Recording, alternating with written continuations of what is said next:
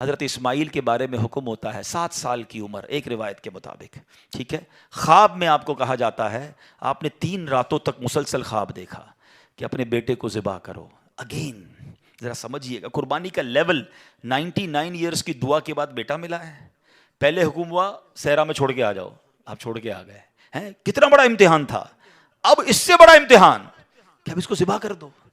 اچھا اب یہ بھی جلیں آج آپ کو بہت خوبصورت بات سننے کو ملے گی کہ آپ کو جب 8 ذوالحجہ کی آپ نے خواب دیکھا نا تو آپ کنفیوز رہے کہ یہ شیطان کی طرف سے یا اللہ کی طرف سے خواب ہے. تو یہ جو سوچ بچار ہے نا، سوچ بچار کو کہتے ہیں ترویہ. تو جو 8 ذوالحجہ کا دن ہے اس کو یوم الترویہ کہا جاتا ہے. اس کی وجہ یہ ہے ایک بار پھر خواب آیا تو آپ نے یقین کر لیا کہ یہ اللہ کی طرف سے حکم ہے. تو اس لیے 9 ذوالحجہ کو کیا کہا جاتا ہے؟ یوم عرفہ. عرفات کہتے ہیں پہچان کا دن. آپ کو یقین ہو گیا کہ یہ خواب اللہ کی طرف سے ہے. اور 10 ذوالحجہ کو آپ ذبح کرنے کو چلے تو یوم النحر کہا جاتا ہے، ذبح کا دن. یہ ایکچولی یوم ترویہ، یوم عرفہ اور یوم النحر یہ حضرت ابراہیم کی کیفیات تھیں. اچھا اب آپ نے کمال یہ کیا کہ جب آپ کو یقین ہو گیا نا، آپ نے اپنے بیٹے سے بھی پوچھ لیا کہ بیٹا مجھے اس طرح خواب آیا ہے، تم کیا کہتے ہو؟ 7 سال کا بیٹا ہے، ایک روایت کے مطابق ان کی 10 سال عمر ہے. اللہ اکبر. وہ بیٹا بھی کیسا ہے. جب آپ نے بیٹے سے پوچھا تو بیٹا کہتا ہے ابو جی یا بنیا انی ارا فی المنام. قرآن میں یہ الفاظ موجود ہیں، انی اذبحک فانظر ماذا ترا. اے میرے بیٹے میں نے خواب میں دیکھا کہ میں تجھے ذبح کر رہا ہوں، تیری کیا رائے ہے؟ ہائے ہائے. بیٹا کیا کہتا ہے؟ یا ابت افعل ما تؤمر. اے والد صاحب کیجئے جس بات کا آپ کو حکم دیا جا رہا ہے. ستجدونی انشاء اللہ من الصابرین. خدا نے چاہا تو قریب ہے آپ مجھے صابر پائیں گے، صبر والا پائیں گے. اللہ اکبر. اور ایسا ہی ہوا. آپ اپنے بیٹے کو لے کے جا رہے ہیں، آپ نے اپنی بیوی ہاجرہ کو کہا اس کو تیار کر دو میں کہیں لے جا رہا ہوں، بتایا نہیں ماں کو. انہوں نے بڑا تیار کیا ان کو. آگے گئے تو اب شیطان اتنی بڑی قربانی کو کیسے ہضم کرتا. فوراً گیا بی بی ہاجرہ کے پاس. اے ہاجرہ پتہ ہے تمہارے شوہر کہاں جا رہے ہیں آپ کے بیٹے کو لے کر؟ کہاں جا رہے ہیں؟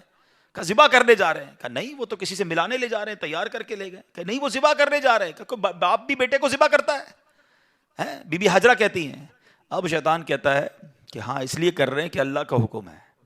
کہا اللہ کا حکم ہے؟ پھر ٹھیک ہے میں راضی ہوں. ہائے ہائے ہائے، رب کا حکم ہے نا. کیسی ماں تھی، کہتی پھر میں راضی ہوں. شیطان کا ادھر بس چلا نہیں، حضرت اسماعیل کے پاس پہنچ گئے. کہا اے بیٹے تمہیں پتا تمہارے ابو کہاں لے جا رہے ہیں؟ کہا ابو کہیں لے جا رہے ہیں مجھے. کہ تمہیں ذبح کرنے لے جا رہے ہیں. کہا کوئی باپ بھی بیٹے کو ذبح کرتا ہے؟ کہا ہاں اللہ کا حکم ہے. کہا اللہ کا حکم ہے پھر میں بھی راضی ہوں. سبحان اللہ. اب جب حضرت اسماعیل نے حضرت ابراہیم کو پتہ کیا کہا کہ والد صاحب اب آپ ذبح کرنے لگے نا، 2-3 میری گزارشات ہیں، ذرا مجھے اچھے طریقے سے باندھ دیجیے گا. کہ ایسا نہ ہو کہ جب مجھے آپ ذبح کریں تو میں زیادہ تڑپوں تو میرے خون کے چھینٹے آپ کے کپڑوں پر گریں گے تو آپ کے کپڑے خراب ہو جائیں گے. چھری کو ذرا تیز کر لیجیے گا تاکہ مجھے تکلیف کم ہو. مجھے الٹا لٹا کے ذبح کیجیے گا تاکہ آپ میرا چہرہ نہیں دیکھ سکیں گے. اور ہاں یہ جو میرا کرتا ہے نا میری ماں کو دے دیجیے گا تاکہ اس کو بیچاری کو تسلی ہو جائے. کیا دنیا نے ایسی قربانی دیکھی ہے؟ اب سنو، حضرت ابراہیم نے بالکل ویسا ہی کیا. آپ کو باندھ بھی دیا، آپ کو لٹا بھی دیا اور آپ نے چھری چلا بھی دی. چھری کا کام کاٹنا ہے، اللہ چاہے تو چھری نے کام نہیں کرنا نا. آپ نے اپنا کام پورا کر دیا، وہ تو کر چکے جو کرنی بشر کی ہے. مگر پھر کیا ہوا؟ سبحان اللہ. یہ امتحان ختم ہوا اور اب آسمان سے آواز آئی. حضرت ابراہیم بالکل اوپر بیٹھے ہیں اور چھری چلا رہے ہیں تو اوپر سے آواز آئی سبحان اللہ، اللہ اکبر اللہ اکبر. آپ نے جب سر اٹھایا تو دیکھا جبریل امین جنت سے مینڈھا دمبا لے کر آ رہے ہیں. تو آپ سمجھ گئے میرے امتحان کا وقت پورا ہو گیا ہے. بے شاختہ آپ کی زبان سے نکلا لا الہ الا اللہ واللہ اکبر. تو حضرت اسماعیل تو نیچے لیٹے ہوئے تھے، وہ بھی سمجھ گئے کہ لگتا ہے ہمارا امتحان پورا ہو گیا. وہ کہتے ہیں اللہ اکبر وللہ الحمد.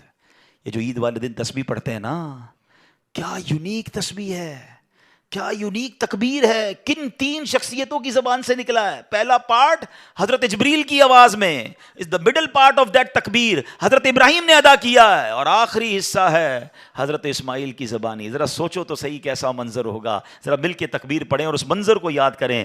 اللہ اکبر اللہ اکبر لا الہ الا اللہ واللہ اکبر اللہ اللہ اکبر وللہ الحمد، اللہ اکبر اللہ اکبر، لا الہ الا اللہ واللہ اکبر اللہ اکبر وللہ الحمد۔ ہمارے بچے، ہماری فیملی قربانی کو ہم نے فیسٹیول بنا دیا ہے، گائے آ رہے ہیں، بکرے آ رہے ہیں، انجوائے ہو رہا ہے، گھوم آ رہے ہیں، پھر آ رہے ہیں، پھر باربیکیو پارٹیاں۔